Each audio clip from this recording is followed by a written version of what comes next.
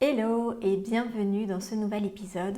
Alors aujourd'hui, on va parler des offres, de tes offres et surtout comment avoir des offres qui vendent parce que oui, avoir des offres c'est bien, avoir des offres qui vendent, qui convertissent, c'est mieux. On est d'accord.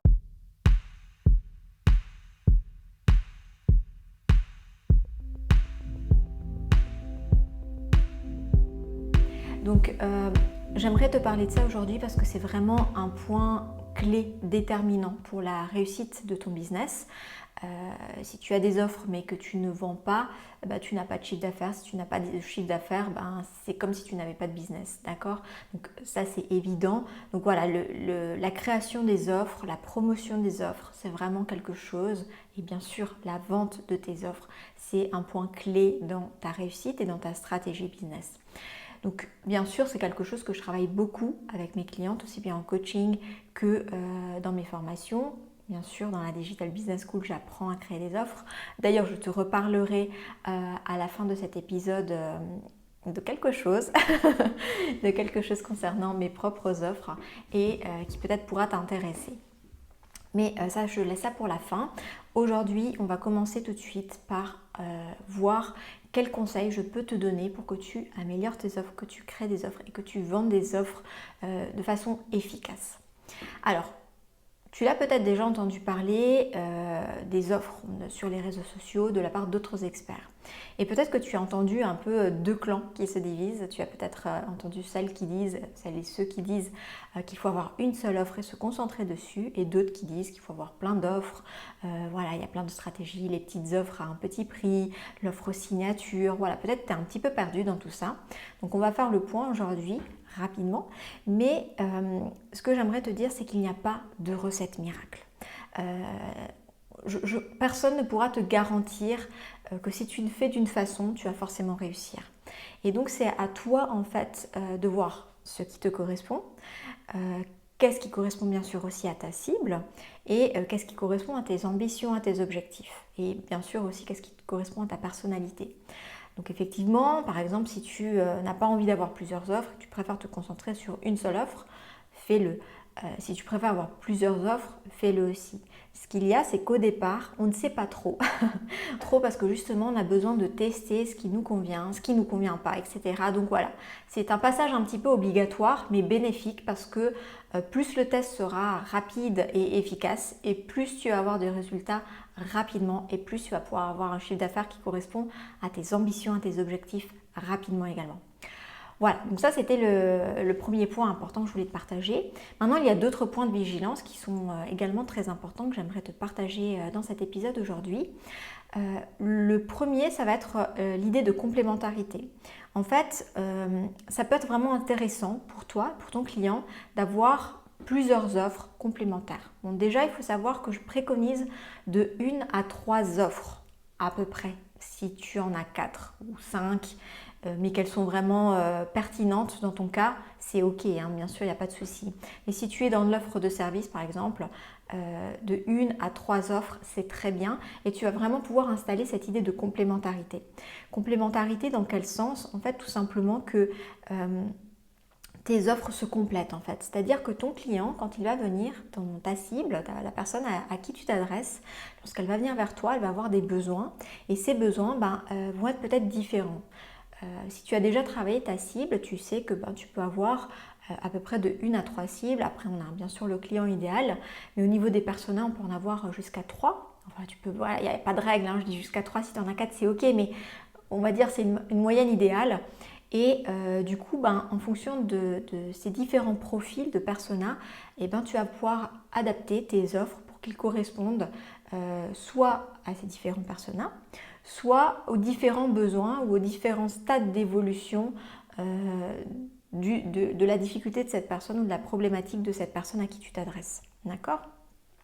Donc en fonction de ça, tu vas pouvoir avoir des offres qui sont complémentaires. Par exemple, si tu es coach sportif, tu vas pouvoir peut-être avoir une petite offre qui va aider les personnes tout d'abord à faire un bilan sur leur situation, sur leur poids, sur leurs conditions physiques, etc.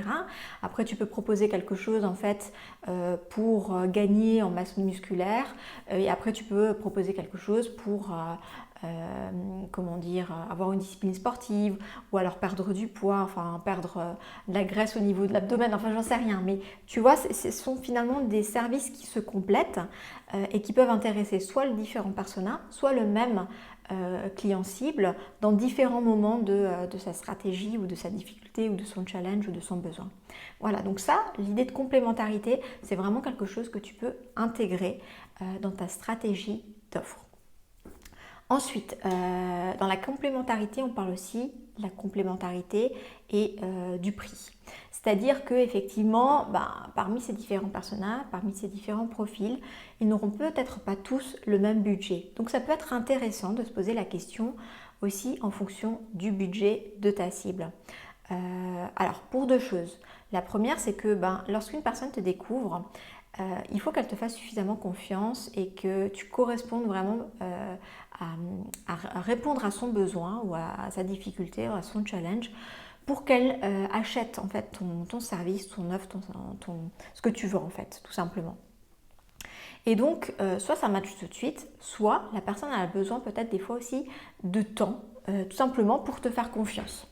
Et donc pendant ce temps-là, soit elle attend, soit elle a la possibilité de commencer à travailler avec toi avec un petit budget, avec une petite offre qui répond à son besoin et dans lequel elle ne prend pas trop de risques. Donc ça peut être aussi intéressant d'avoir des offres avec différents budgets. En partant d'un petit budget, tu peux aller jusqu'à une offre signature dans laquelle c'est vraiment le plus gros budget.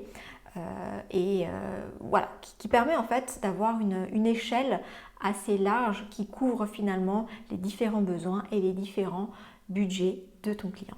Donc ça, ce sont deux points qui sont très importants, la complémentarité et le budget, et qui d'après moi sont vraiment importants à prendre en considération lorsque tu vas créer tes offres. Enfin, mon dernier conseil, ça va être vraiment d'adapter tes offres bien sûr à tes stratégies, ça c'est vraiment très important.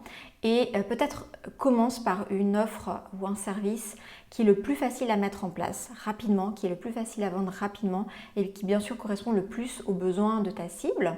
Et ensuite, tu vas pouvoir venir compléter avec d'autres offres et faire au fur et à mesure.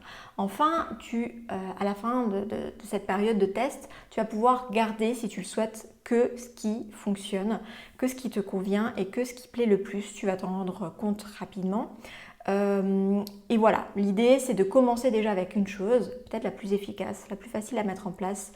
Tu te donnes un timing, peut-être 3 mois pour tester, pour voir quel est un petit peu le retour sur investissement et ensuite tu adaptes. Bien sûr, tu vas pouvoir compléter aussi en parallèle au fur et à mesure et étoffer ton offre de service jusqu'à 3 services, 4 services.